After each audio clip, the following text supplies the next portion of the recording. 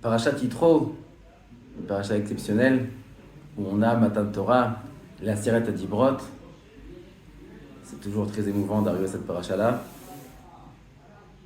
Ce soir, je voudrais ouvrir une des Aseret Adibrot. Kabed et avicha ve'etimecha, leman yarichun yamecha, al ha'adama, asher Hashem Elokecha noten lach. La Torah nous dit, Kabed, respecte, honore ton père et ta mère, afin que tes jours soient plus longs sur la terre que Hachem te donne. La Torah nous promet Arichut Yamim pour le Kibud Avaim.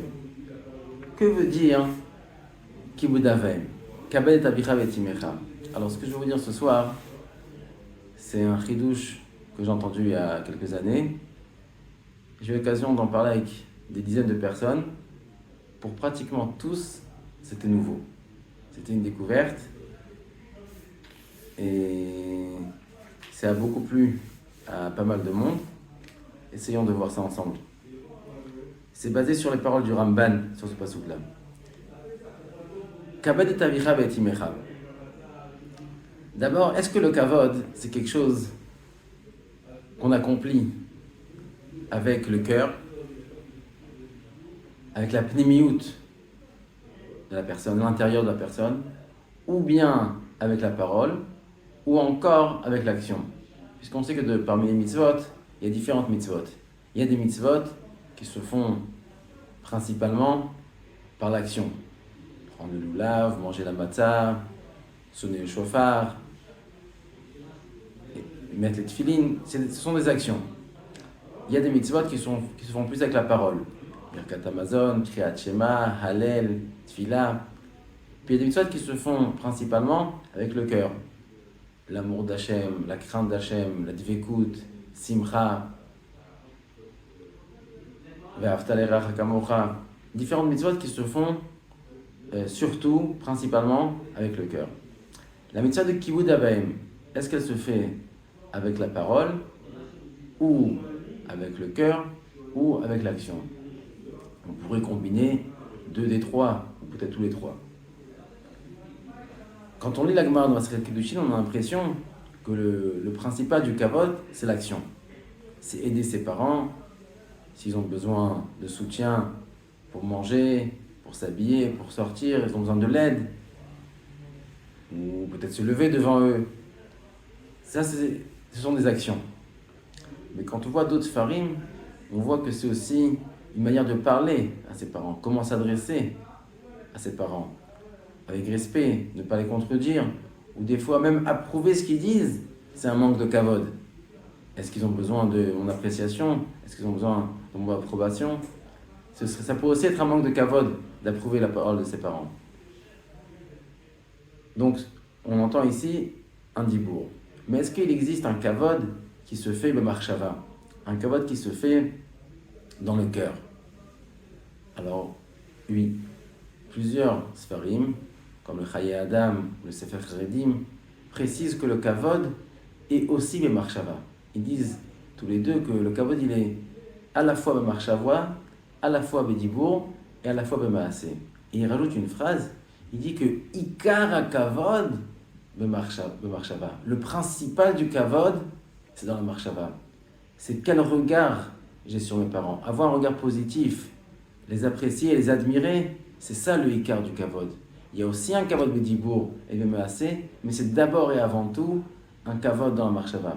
Le mot Ikar, il a un double sens en hébreu. Le mot Ikar, il peut vouloir dire principal. Le principal du kavod, c'est le marshava. Mais le mot Ikar, il veut aussi dire racine. La racine du kavod est dans la marshava. Racine, imaginez comme un arbre qui pousse, où il y a d'abord des racines qui vont tirer les forces dans la terre, ensuite un tronc, et ensuite des branches, des feuilles et des fruits. Les racines du kavod, c'est la marshava. C'est qu'est-ce que je pense de mon père, quel regard j'ai sur lui, quel regard j'ai sur mes parents. Ça, ce sont les racines duquel vont arriver ensuite les paroles et ensuite les actions. Ça, c'est le yesod que plusieurs achronim disent, que le kavod ne commence pas dans l'action et dans la parole, mais dans la marshava. Maintenant, il faut essayer d'ouvrir un peu cette idée-là. Qu'est-ce que ça veut dire un kavod de marshava? il y a deux explications. Une explication qu'il propose, c'est d'observer la personnalité de ses parents et de voir des traits de caractère positifs qu'on pourrait admirer chez eux. Et même si, d'un point de vue social, ce sont des gens qui sont moyens, qui ne sont pas forcément des gens Merod Mechoubadim, très respectueux, respectables, mais ils ont des traits de caractère positifs et chacun a des traits de caractère positifs qu'on peut admirer. Si on sait observer, si on sait mettre le doigt sur les points positifs, on trouvera des qualités remarquables et qu'on peut admirer chez ses parents. Et ça, ce serait la mitzvah de voir, de se focaliser sur les points positifs, les traits de caractère positifs de ses parents, et de là, venir les respecter. Ça, c'est une explication. Mais il y a une autre explication, c'est ce qu'il y a dans le Ramban, c'est non pas d'admirer le trait de caractère qu'ils ont de manière objective, mais de remarquer ce qu'ils sont pour moi, qu'est-ce qu'ils m'ont apporté. Remarquer, prendre conscience que la vie qu'on a, on l'a reçue de ses parents. Et quand on prend conscience de ça, alors il y a tout qui change. Prendre conscience que tout ce qu'on a, on l'a reçu des parents. La vie en premier, et ensuite tout ce qu'on a reçu dans notre vie, donc au moins indirectement, c'est des parents qu'on l'a reçu. Le Ramban, il va jusque dire qu'en fait, quand on prend la Tzad Dibrot, on a d'abord plusieurs mitzvot qui nous parlent de la relation avec Hachem. Anochi Hachem Elokecha asher tzatzicha me'eretz Mitzrayim, lo yilecha Elohim achirim al panai, lo ta'ovdem, lo tisa et Shem Hashem Elokecha lashav, zachor et Yom Shabbat lekadesho. Et le Ramban, il fait remarquer que la Torah n'a pas ouvert le verbe de kaved, respecter ses parents. Et dit le Ramban, ce qu'il faut faire envers ses parents, en fait, c'est tout simplement imiter ce qu'on fait envers Hachem. Les 10 brotes qu'on a dit envers Hachem, il faut les appliquer aussi envers ses parents. Anochi Hachem Elokecha, reconnaître Dieu, il faut reconnaître son père. Lo yilecha Elohim acherim, ne pas faire idolâtrie, ne pas croire en une autre divinité, ne pas croire en d'autres personnes, de penser que ce sont eux mes parents.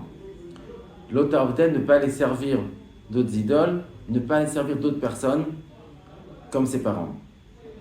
Ne pas jurer, ne pas jurer à faux au nom d'Hachem, ne pas jurer à faux sur la vie de ses parents.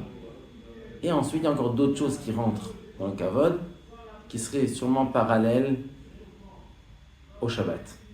Qu'est-ce que c'est que le Shabbat ? Le Shabbat, en fait, c'est tout simplement la cristallisation, c'est la mise en pratique de la Emouna. C'est-à-dire que le Shabbat, il vient témoigner sur le fait que je crois a créé le monde en 6 jours, et nous aussi, le 7e jour, on s'arrête pour témoigner de la création du monde. Donc en fait, c'est faire une action qui va témoigner de notre Emouna.